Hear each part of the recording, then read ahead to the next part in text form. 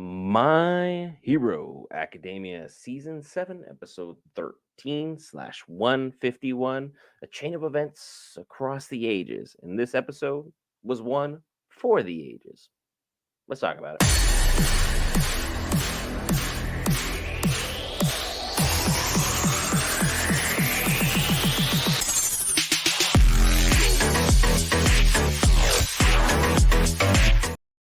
All right, guys, Brent here back with you. Variants cover all things Marvel, DC, Lord of the Rings, anime, gaming, Star Wars, and more. And in this week's exciting installment, My Hero Academia, a chain of events across the ages.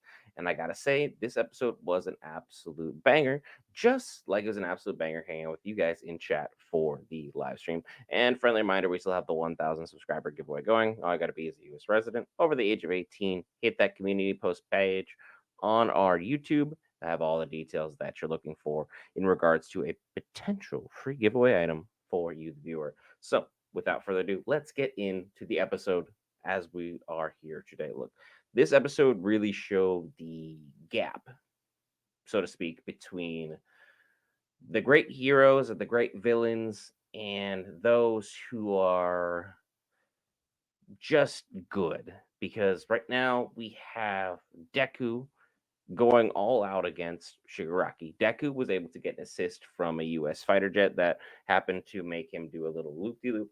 And then he used the Black Whip and his quirk to accelerate himself and shoot himself significantly faster than he would have been able to move otherwise, thus being able to currently save a significant portion of time because otherwise Shigaraki could have been just running loose on Lemillion and their cast of heroes with absolute impunity much sooner. But because Deku was able to get an assist from the United States, good old USA baby, we were able to help him get there in time. Deku, for all intents and purposes, is almost on in this world basically a god tier level of character with the quirks that he has between Smokescreen, Black Whip, Gear Shift, Detroit Smash, and a few others. He is literally on a scale all unto his own. The fact that more people aren't appreciative of how he handles himself or more emphatic about their support for him, whether it be like placing him higher up in the hero standings or the beliefs of anything he can do, is absolutely wild to me. But at the same time, he was almost treated as an outcast from society. So to say that he would necessarily be someone that they would have automatically turned to and be like, you need to be a top 10 hero, would be absolutely wild with how society has been shaken to its core because of All for One. We're just in this dark and insanely terrible spot to see. All for One has managed to not only start out a full scale war in this universe, be able to dominate in one that he has been basically chasing information from everyone, so to speak, from behind the scenes. Dobby has basically Camino held under wraps. He then, on top of that, Splinter, and with his heteromorph army, is basically now taking center stage for trying to get Gigantomachia back in the fold for All for One. And All for One was able to use Ares' quirk, DH himself, and is now at full power fighting off against Endeavor and Hawks, not even having to touch upon the fact that we have All for One out here going toe to toe by merging himself with the subconscious of Shigaraki to have this grudge match with Deku that is several generations down the line. The price of evolution is high. All for One has been able to plan out meticulously and methodically this whole chapter of getting everything set into place, as where the quirks that Deku has gained over time have really taken its emotional toll on the wielders of it and have seen how their lives have been damaged and ruined. And now we have to see that Shigaraki's own grandmother is basically someone who, well, mother or grandmother, I can't really remember right now. It's 3 a.m. You'll have to give me some pause on that one. Shigaraki's familiar relation that she is having to witness the toll and damage that happened to her family firsthand because of All for One's ability to meddle and ability to manipulate the scenes in so many terms. The fact that Shigaraki is now basically lost to the darkness within himself and has been swallowed whole, but still having all of his quirks sealed and is fighting in this basically cage match where it's been a handicap match for who knows how many episodes now into this season and is the only one that has drawn blood is insane. He was able to do significant damage to Mirko. He was able to end Bakugo. He's been able to slap around all of Lemillion's friends, and he's been able to just dominate the battlefront, even with Monoma doing an absolutely impeccable job of using Eraserhead's powers and quirks to ensure that Shigaraki isn't able to take things to the next level.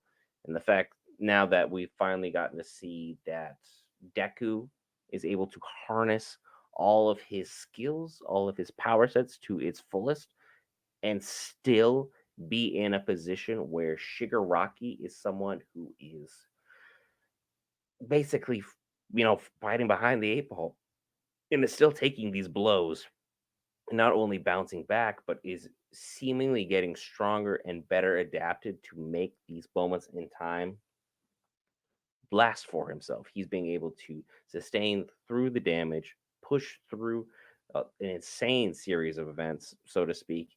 And if this was a battle that was happening to our heroes, we would be crying that it's unfair. But because of the strength level that Shigaraki has and just the insanity as a villain that he's been able to rot upon this battlefield, we think this handicap match is A, not only fair, but B, also, it's advisable. And now the fact that we are still struggling to see that Deku almost lost control. When Deku loses control of his emotions, things on the battlefield take an absolutely insane turn. He's able to push himself to a whole new heights, but he loses entire control of himself, and the quirks kind of their power seeps out of him, and he's unable to use them to their absolute fullest. Once more, Lemillion able to save the day. First, it was him using his butt to stall Shigaraki for a better turn because apparently, if you just got a nice booty in whatever universe, you're able to stall for time. Then he was able to use his words, bring Deku back, and be able to look, you're a hero. This isn't your fault. There's nothing you could have done. The burden of guilt is not placed upon you. We're going to be able to get through this together. I just need you to focus and get things going together. Shigaraki and Deku continue to have their absolute insane grudge match. The animation was crisp and was absolute money throughout this. The creators of the show and the animators for the show did a fantastic job. Everything paid off in absolute spades. It was a great fight overall to see, and they were able to punch so hard they basically shattered the space-time continuum, and now they were able to have a soul-to-soul conversation between the two brothers that started this whole unfortunate chain of events that now these teenagers have to absolutely pay off. Next week, we're going to see the payoff of Splinter and how Heteromorph and their views in society overall in the My Hero Academia universe were viewed upon, and how differently people can become based upon the same views from society. What I would love from you as part of our amazing society is hitting that lovely red subscribe button. Greatly helps the channel out. We have that 1,000 subscriber giveaway going on currently for you, the viewer. Be sure to take advantage of that. It'll be in effect till the 25th of August.